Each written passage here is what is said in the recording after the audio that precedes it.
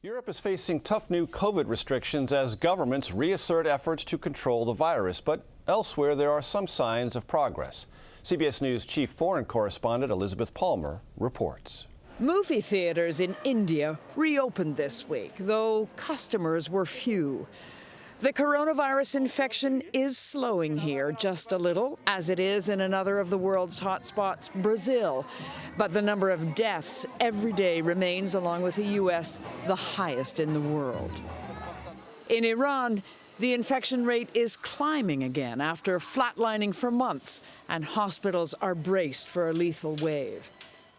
But it's Europe's governments that are scrambling to suppress the most dramatic surge, nearly 100,000 new cases a day. In Paris and other major cities, French police are enforcing a curfew. Anyone out after 9 p.m. has to have a good reason.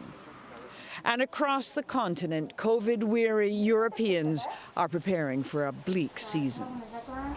Across the UK, different restrictions are in place depending on how bad the outbreak is locally. Here in London, for example, as of this weekend, people from different households can't visit each other, even if they're family.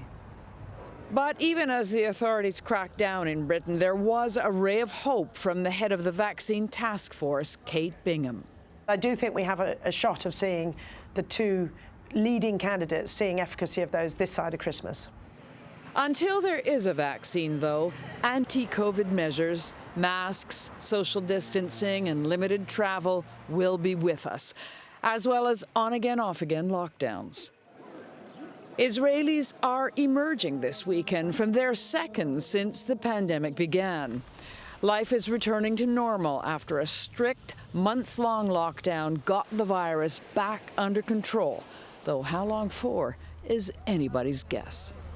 Elizabeth Palmer, CBS News, London.